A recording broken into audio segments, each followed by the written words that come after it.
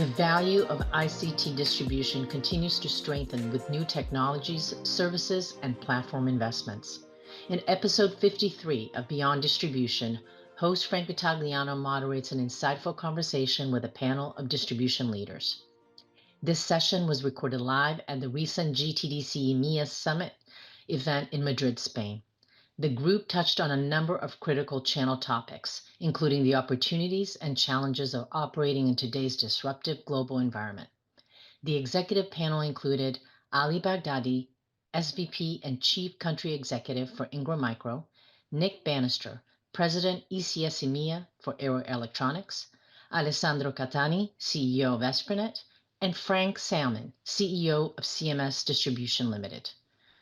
Don't forget to rate, like, and share our podcast episodes with your colleagues, and thank you so much for listening. One of the ways I like to run these panels is I've got a series of different questions that I'll ask, each of our executives. But one of the things we've talked about is that at any point in time, feel free to add on, anything that you feel appropriate, regardless of the questions. But let me start, Frank, with you, and I'll kind of work my way this way. So we sat today and listened to, Emily take us through everything that's kind of going on from an economic standpoint. We certainly know about the global conflicts that have been going on in Europe, frankly, for a while now, and clearly rapidly shifting, political environment. So there's a lot happening, right? But to me, it feels like the IT community has remained pretty resilient through all of it, right? And I'd be interested in your thoughts, how you feel about, as we enter into 2025. I know there's a lot of uncertainty, but what's the mood? How do you feel about, where we're at and what 2025 could look like? Thanks, Frank. Yeah, good question. I think coming into 2025, it's been obviously with the disruption, geopolitical situation, movement of goods. There's a lot of concerns, but I think the backdrop is we've come through the pandemic. I think distribution has done a great job in demonstrating its resilience in difficult times. And as we enter 2025, I see a lot more positives. And trade, despite the political situation, trade always finds a way. Yep. So I believe despite the backdrop of the geopolitical situation and disruption, I think in times like this, business leaders are typically looking for growth. We're always looking for growth. We're always looking for improvement in efficiency, productivity tools, and of course, every business wants to reduce cost. Yeah. So we call this the 10% challenge. So try and find opportunities for growth. In our situation as a specialist niche distributor, our passion is looking for new tech. It's fantastic, the rising tide around AI, so that creates opportunities. Efficiency tools, productivity tools, AI would be a huge contributor in that sector. And we're playing a role there, both trying to find ways that we can improve our business and efficiency so we can reduce our cost to serve, and allow our people to push themselves up the knowledge chain so they can become more valuable to our vendor partners and our customers. And of course, the backdrop is always managing costs.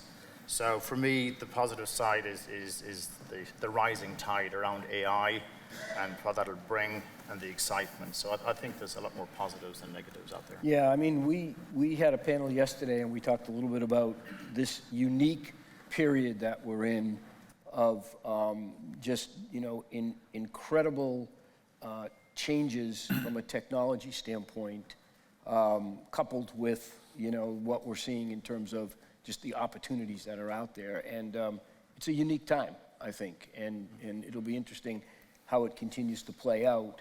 And I think we've seen a lot of external forces that could be disruptive, but to me it feels like what we do and how we do it is really very important and will therefore remain, resilient. That's my sense.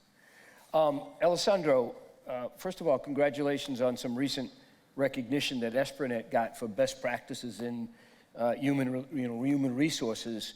And the reason I say that is because it ties into my question that really was just discussed, and that is that, I think as I continue to hear from members in the ecosystem, one of the things that's constantly brought up is talent shortages, right? And the fact that particularly for cybersecurity and AI, skills are a major concern. It was mentioned that, folks are doing things internally, but what do you feel like from a distribution standpoint that distributors can do to help solve that problem? Yeah, well, thanks for the question. And I think, the times are changing. And the question is, are we all changing enough?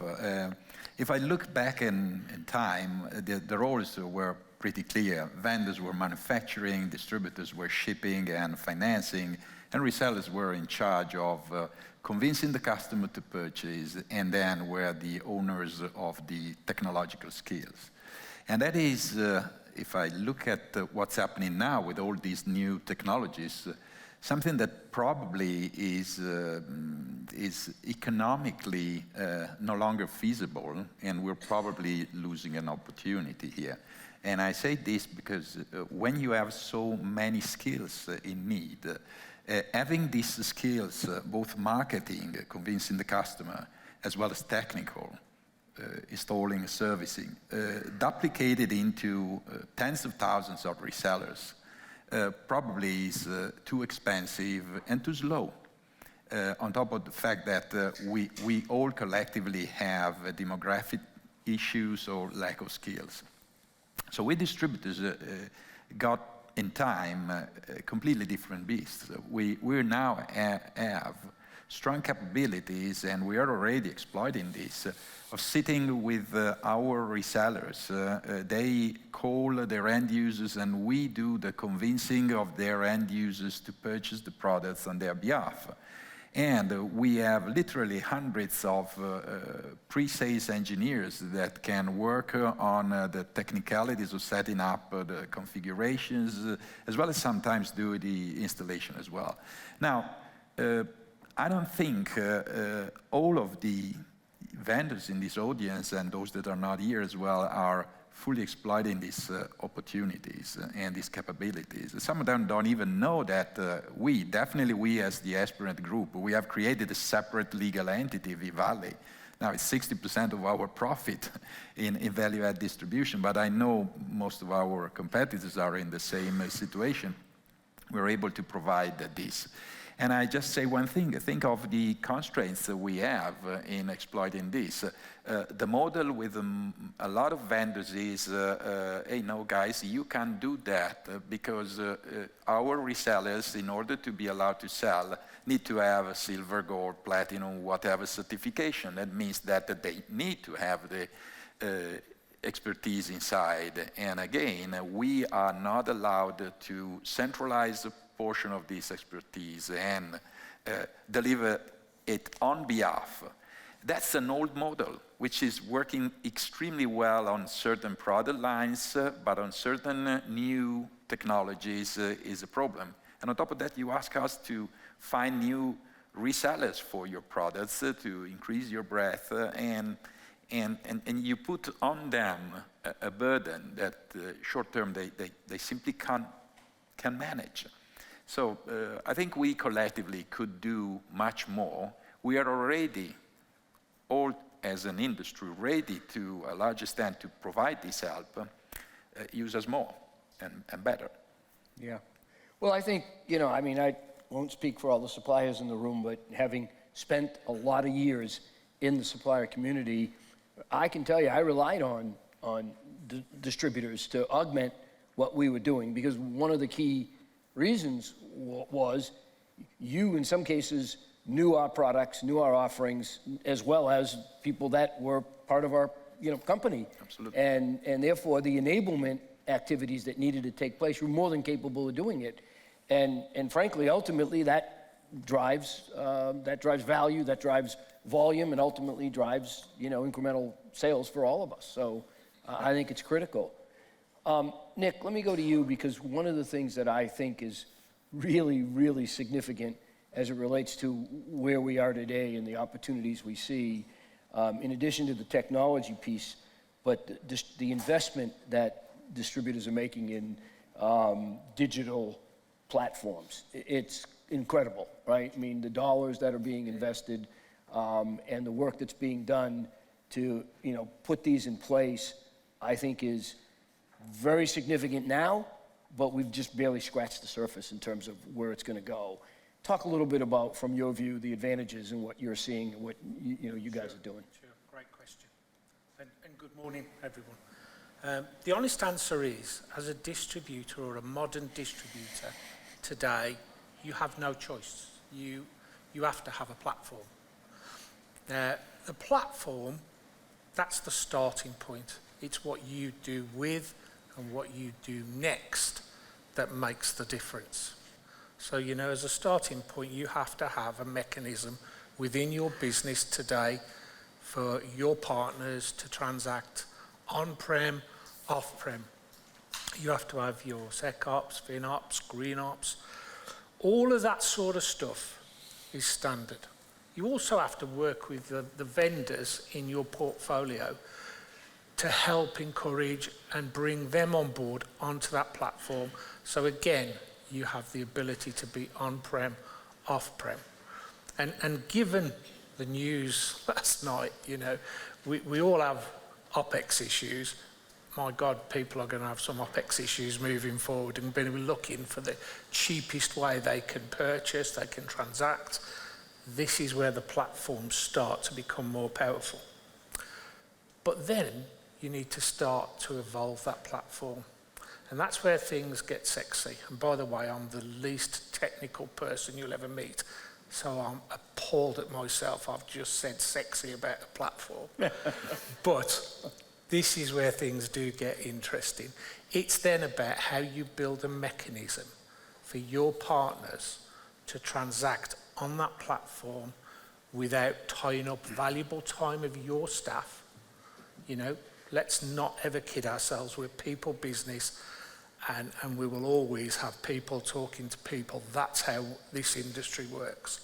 But for some of those low-level orders, do you really want your staff tied up dealing with that, or do you want them in front of customers? You clearly want them in front of customers.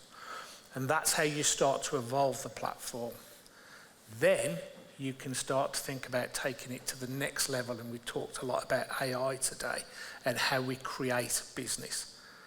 And one of the things that we're working on at the moment is how the platform can talk to our partners' databases, look for opportunities, create marketing programs, even go as far as checking marketing funds and produce.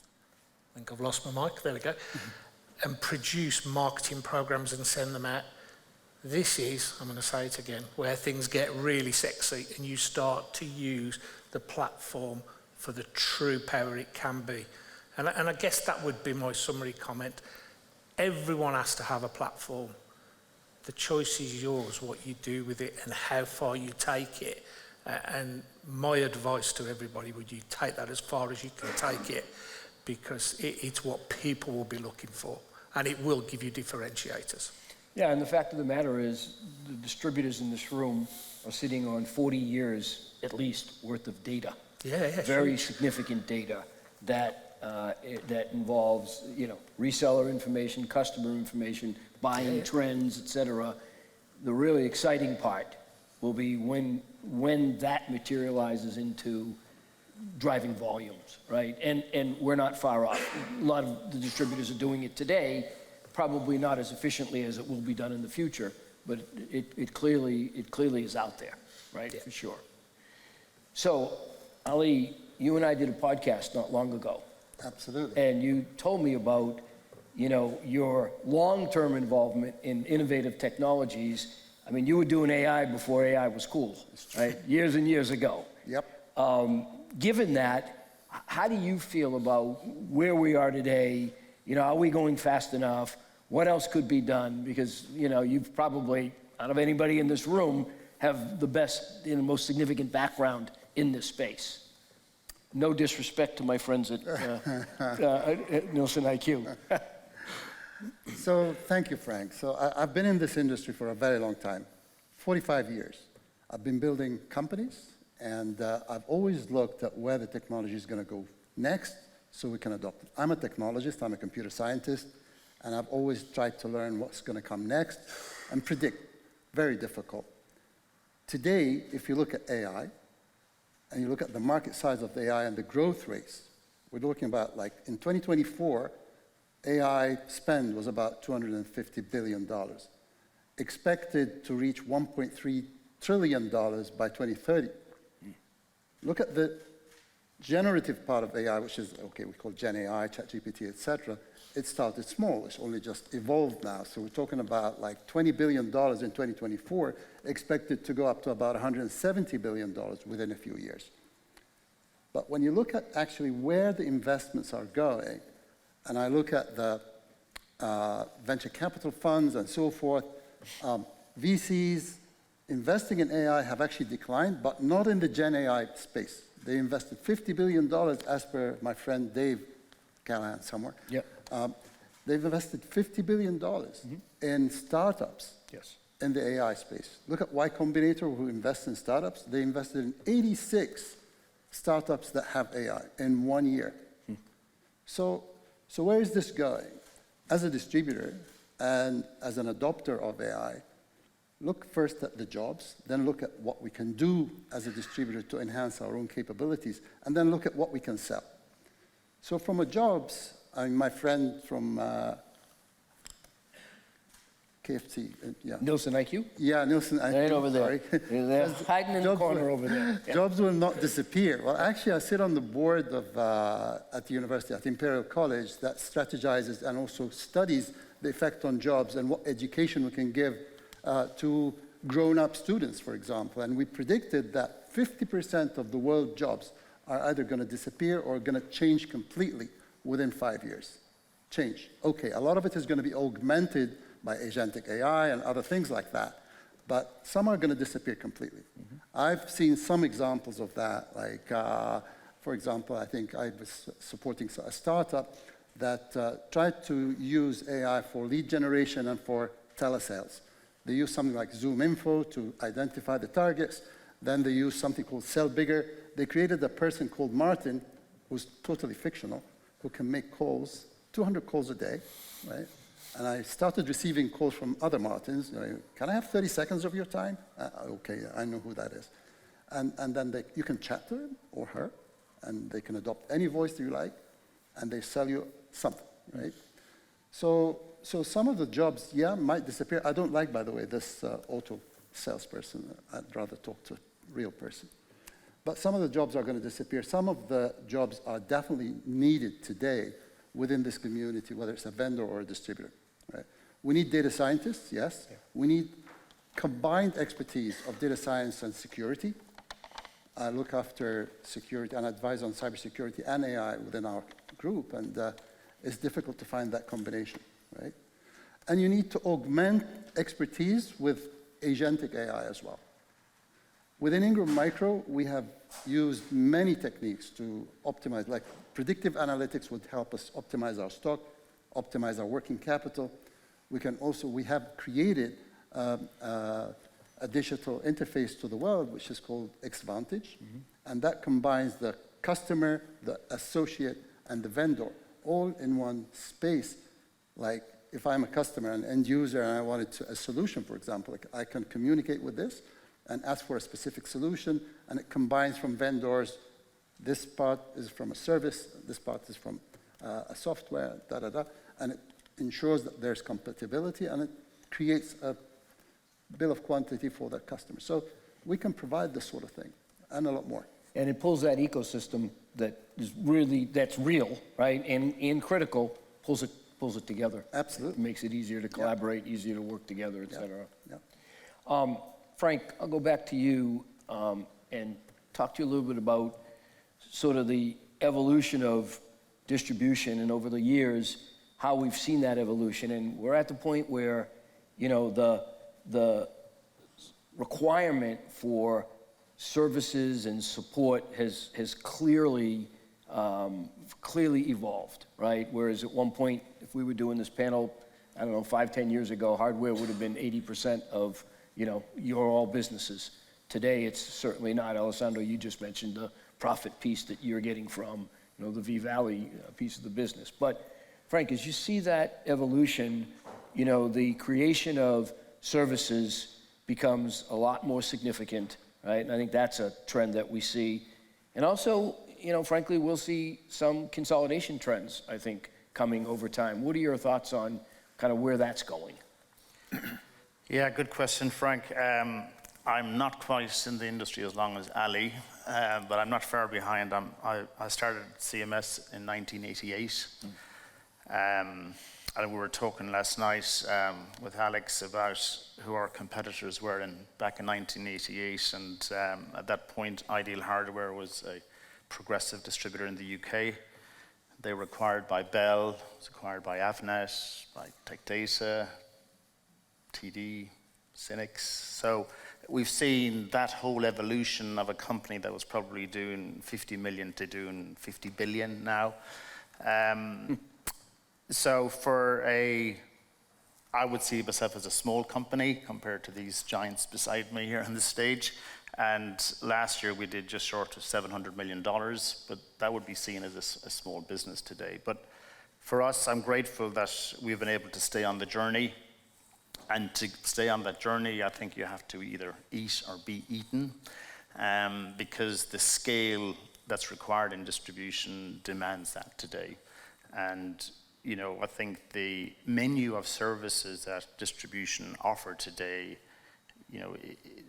it's huge, from digital services, marketing services, to logistics, to credit. I mean, the list just goes on and on. So I think the barriers to entry have never been greater.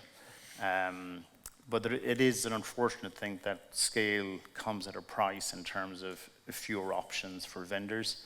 But I guess that also brings opportunities. So for us, it's all about trying to be different to the big global broadline players. And that's, I think, how we can survive is through that kind of agility.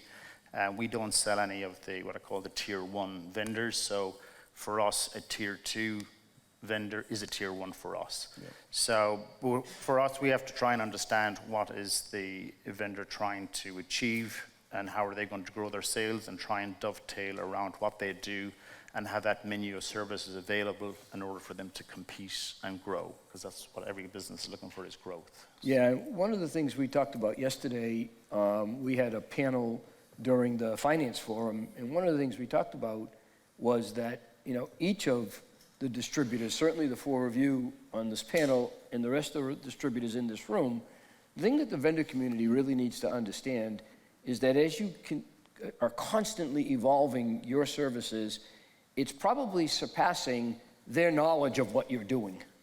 and that the worst thing that any of these folks want to hear from any of the suppliers in the room is, gee, I didn't know you did that, right? That is a problem.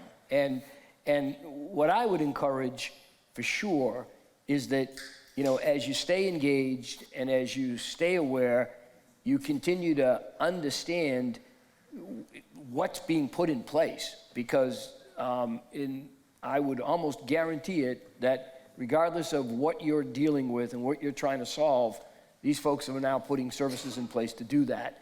And it's different because, the model in the past was everything was all around the box. Well, if the box is only, 40, 50% of what's happening, there's a whole lot of happening outside the box, right? And I think that's, really significant and something that, folks have to keep in mind. One of the things that, Alessandro, I'm going to go to you now and ask you a question that I was surprised that Emily didn't talk at all about this. I was pleased to see probably the most positive part of the presentation was her view that Europe was, going to certainly do better than the United States and maybe other places. But one of the things that has been in the news that I've seen, some discussions recently about how productivity in Europe has been impacted by, in some cases, inconsistent and at times restrictive regulations, right? And in September, this was highlighted in the Draghi report, right? And there was a lot of discussion about, and I think the report was called The Future of European Competitiveness, right?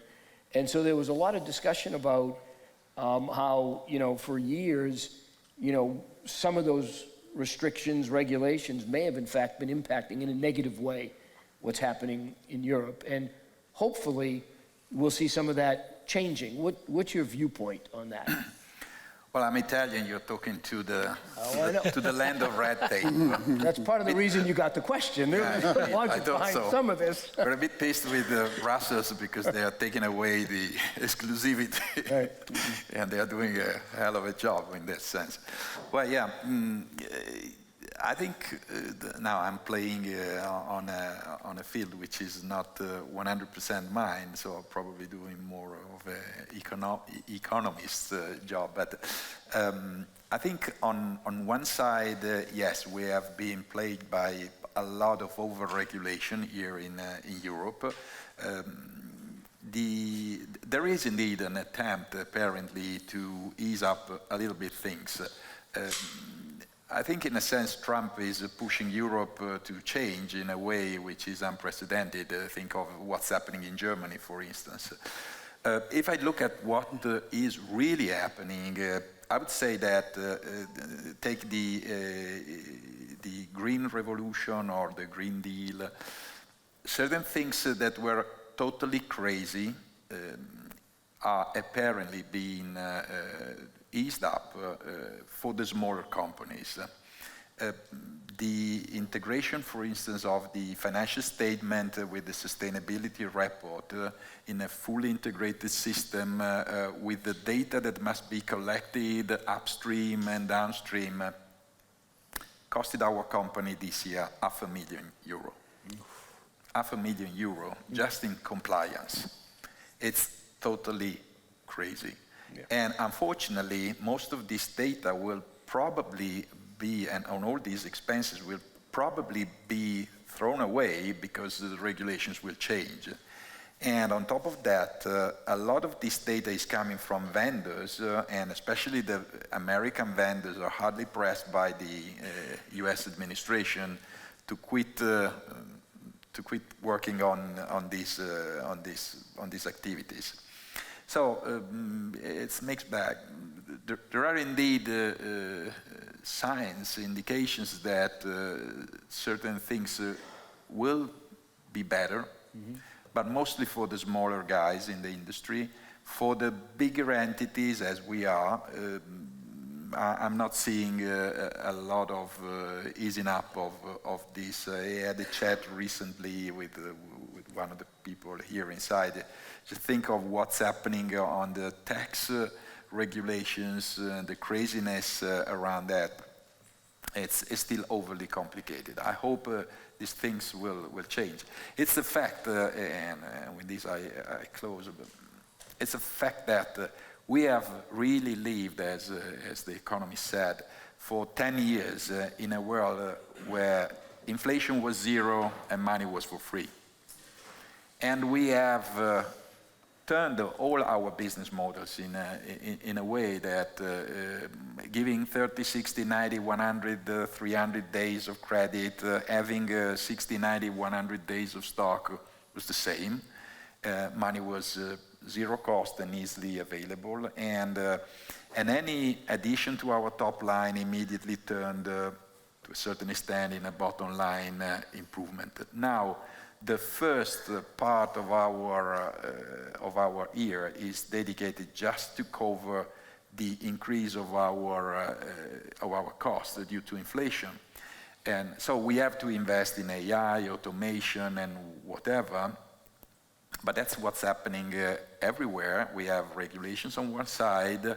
And remember, we are acting in Europe here, and the vast majority, if not 100% of our vendor communities in other regions of the world, that they really don't understand these rules. So they sometimes throw on us their own regulations, and they don't understand how conflicting they are with ours. So for our customers, probably a little bit better, but for the bigger entities, vendor included in Europe, and definitely for us, big distributors, not so much. Yeah. Yeah, I mean, that is an interesting, that change alone relative to the cost model is definitely something that, you know, changes and impacts how you have to think about business going forward, right? Absolutely. And one of the things that leads, Nick, to my next question, which was, we're seeing certainly business model changes, but we're also seeing, you know, whether it's driven by technology or in some cases driven by customer requirements, customer needs, the models are changing in terms of how customers want to procure products. So consumption models, for example, is a great example. Every vendor in this room has either implemented one or will implement it, and it's really important that the distributors understand, you know, where that's going and figure out how to optimize that. And how do you recommend working with the vendor community effectively to ensure that, you know, those changes can get implemented as we go forward? Because they're major changes. So I guess my thoughts would be, running a distributor today, it's a bit like flying a jumbo jet 4 feet off the ground. You can't make a wrong decision. You don't have the luxury on the margins we work on to be able to get a decision wrong. However, our view, perception on reality and the industry is huge, because a vendor has a very focused view on their channel, their partners, whereas distributor, you times that by 80 vendors, your view is just humongous. So you can change before you need to change, and I guess that's the key message I'm going to give here, is don't be afraid to try stuff different. We've talked about the platform and how you can expand and evolve a platform in your business, but also don't be afraid to change your go-to-market. You do things that a vendor can't do. They can't get to that mid-market, for instance, because they don't have the amount of staff. You can. You have those relationships. But also, think of new models, and some call it new models, some call it beyond distribution. We've done this for a while where you can become the vendor for a region.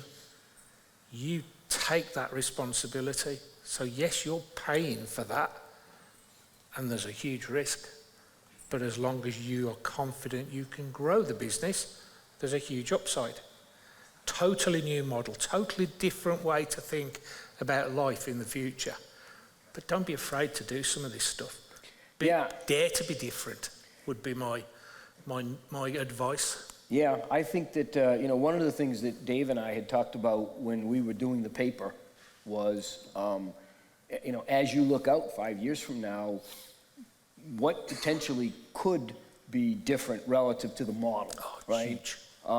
Is certainly spinning off, for example, the services businesses versus the normal, you know, traditional distributor businesses is certainly a possibility that we could see. And that's not just, you know, a balance sheet thing. That should be done to, you know, support the supplier community and your customers. Well, I think one of the things you have to consider when you're looking at new models beyond distribution, etc., understand what the vendor wants to achieve, understand what are their pressure points. They want predictability, they want to reduce their OPEX. If you can bring solutions that can deliver on their challenges, you're already into a conversation someone's going to listen to. Yeah. You know, don't think back to what I call the old days, because that expression of value-added distribution, and I know you won't believe this, I've been in the industry 25 years. Honestly, those days are gone. Everything we did back in those days is a completely norm today, nobody pays for. We have to be different, we have to evolve. You know, and I think that, going back to my comment, that's what I would say. Yeah. Dare to be a bit different, because it just might pay off for you. Yeah, and your point of being different is critical, but the real key to that point is, first piece you mentioned, which you have a really small margin for error in that that transition to be different, right? All of you do. Which is one of the reasons why I've been so just blown away by the ability to make the investments that need to be made, which are very significant, right? Putting the investments in the platforms, but you can't be wrong because there's not a lot of room to be wrong in a relatively low margin business, right? But you should never be afraid to be wrong. There you go. Never be afraid to try something. If I had my pen, I would write that down. I got it. Ali, let me kind of go to you as we're wrapping up here. And you mentioned it. You've had many roles in the IT space, whether it was company founder, entrepreneur, business leader, and certainly a technologist. And you've been doing this for a long time. Not to harp on the same theme, but so have I. So we're in the same boat. But from a technology innovation standpoint, how would you compare this period that we're in to the past, right? Absolutely. You see, some time back, the technology providers, the vendors, the software companies were a few. You knew Microsoft, you knew this, you knew that, you knew HP, you knew Dell, and that was it. Today, it's so easy to innovate. I have an engineer who just said, okay, give me a week, I'm going to make you this platform that I'm paying $20,000 a year for. And he did it using, again, some LLM or something else. And so vendors should not be afraid to work with new emerging technologies. There will be a lot of new emerging technologies. Like I said earlier, investments in startups are expanding exponentially. The growth in this area, just being the AI or security, is like in the 30% plus per annum. And so when we look at the technology today, we as a distributor, we are an aggregator of vendors, of good ideas, put solutions together that would save our customers money or whatever. Looking at what's happening in the world today, like today again, just look at the hardware for AI. We're talking about GPUs coming from NVIDIA, AMD, Intel maybe, and Qualcomm, et cetera, but all of that's now actually slightly in the negative because there's a lot of competition. The AI itself is evolving to use something like reasoning AI, which is using less GPU time, and therefore prices are coming down. It's the small new companies that are born in AI and delivering solutions that we need to look out for. Bring them on board. Something like Novation Venture Capital, they specialize in identifying companies like that. I would partner with them, you're partnering with them, to identify potential companies that could be onboarded by technology distributors. And our job then is to orchestrate and train our partners on how these solutions can work. Some of them may not work. Never, if you get it wrong, that's fine also, right? And some of them will become the leaders in the next decade. Yeah, and one of the things that I think is so important is for a lot of these companies who are started by and run by brilliant technologists, they need help from a go-to-market standpoint. Absolutely. And the people in this room can help them from a go-to-market standpoint. And that, to me, is the exciting part. 100%. Because you combine that technology, with the go-to-market capabilities that we all have in this room, and I think that is... And I see many examples. I mean, some are very verticalized. I mean, I've just been looking at a due diligence agent, agentic AI, secure, not like up in the cloud, but secure agent that can do due diligence, so it reduces or enhances the job of our M&A team, for example, right? Another one is doing it for medicine, for diagnosis, and then there are horizontal platforms as well that can apply to everything. Yeah. Mainly in the security and AI combined space, and so we're seeing a lot of new things coming along. Yeah, that's great, and that's a great example because you're right. Back in the day, there were a few of us. When I say us, vendor community, but now that it's just incredible. And one of the things, by the way, that we want to do, and particularly we want to do it here in Europe, is we want to encourage those small companies to get engaged with us here, come to this event, be part of it, because it's not just about, doing it in Silicon Valley, right? Because at some point in time, every one of these companies are trying to figure out what's my global go-to-market strategy. And I think that's a real important factor. Our role is to scale small, successful ideas. Right? Yeah, great. Well, look, thank you, gentlemen. This has been great. I think certainly I've learned a lot. I always learn a lot, when I have these conversations. But thank you for your time and your interest, and really appreciate it.